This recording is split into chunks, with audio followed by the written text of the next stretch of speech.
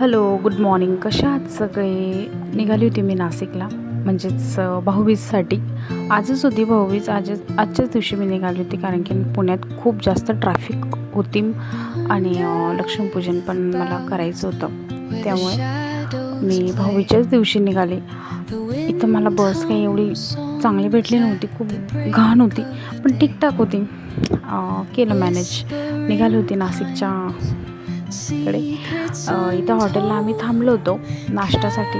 शंभूची चालू होती मस्ती. खूप जास्त त्रास द्यायला लागून गेला आता शंभू गाडीत.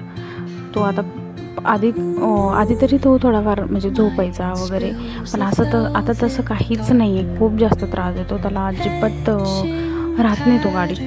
एकटं कोणतरी सोबत पाहिजे तरच मॅनेज होऊ शकतं. पण ठीक आहे, माझ्याबरोबर ना नेहमी कोणी ना कोणी अशी मुलगीच येते माझ्या बाजूला, त्याच्यामुळं मॅनेज होऊन जातं. आणि ठीक आहे, मी पोचले होते नाशिक रोडला आणि पोचतच आली होती नाशिकला. तरी मला 6 वाजले होते नाशिकला पोचत. इथं एक शंभूची फ्रेंड झाली होती, क्यूट होती ती पण. श्रेया नाव होतं तिचंवालं. तिच्यासोबत खूप मस्ती करत होता आमचा शंभू. त्याला खूप आवडतं असं कोणी दिसलं का, म्हणजे लहान मुलं मुली वगैरे. तो छान पद्धतीने खेळतो. इथं आम्ही पोचलो होतो पिनॅकल मॉलजवळ, म्हणजे सीबीएसपासून एक 2-3 मिनटाचं अंतर आहे. सो पोचतच आलो होतो आम्ही फायनली नाशिकला. खूप एक्सायटेड होते मी भाऊबीजेसाठी, कारण की ह्यावेळेस जरा स्पेशल होणार होती. ह्यावेळेस मामाच्या घरी न जाता मावशीच्या घरी होती भाऊबीज. आणि ऑटो पकडली आणि डायरेक्ट घराकडे निघाली.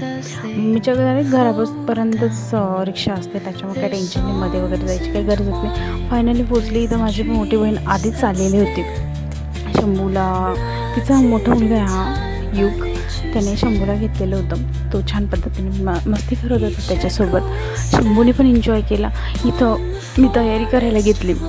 मावशीच्या घरी जायचं होतं. मम्मी वगैरे सगळं साड्या घ्यायला गेलेलं होतं दुकानात.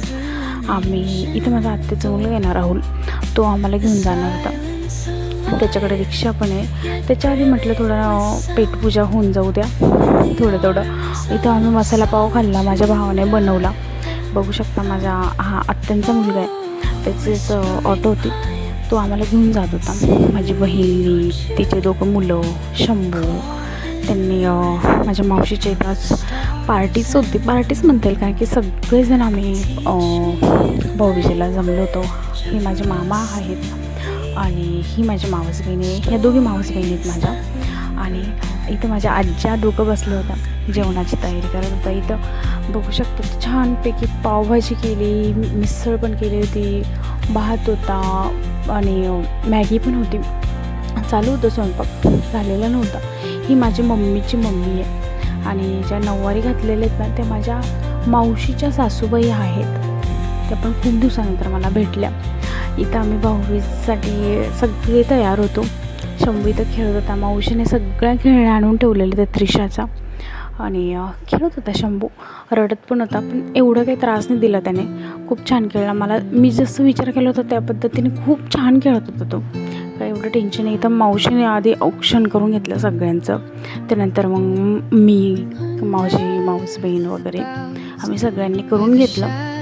हे माझे काका आहेत आणि त्यांनी पण सगळ्यांनी साड्या वगैरे, पैसे, गिफ्ट असं भेटलं. ह्यांनी तर साड्याच घेतलेल्या होत्या जास्त करून. साडी मी मोस्टली काही घालत नाही, पण ठीक आहे, असं सणावाराला चालतं. ही त्रिशा आहे आमची, माझ्या बहिणीची मुलगी. हे माझे मामा आहे, त्यांनी मला साडी दिली होती भाऊबीजी. ही माझी सगळ्यात मोठी बहीण आहे, म्हणजे आमच्या सगळ्यांमध्येच मोठी आहे आणि माझी सख्खी बहीण आहे. इथे शंभू, युग, त्रिशा, काय नाव मनस्वी, विसरलीच होती तिचं नाव मी, खेळत होते. आणि आम्ही इथं खालीच जेवण करायला घेतलं, कारण की म्हटलं सगळे एकत्रच बसूया. सगळेजण जेवायला बसले होते. मिसळ पाव, पावभाजी, सोनपापडी वगैरे. ह्या माझ्या आत्तेबाई आहेत, जेव्हा त्यांना खाली नाही बसत आहेत ऑपरेशनमुळे, मग त्या खुर्चीवरच बसतात. शंभू इथं मस्ती करत होता, खेळत होता. झोपेत टाकलं होतं काकांनी. हा माझा मावस भाऊ आहे.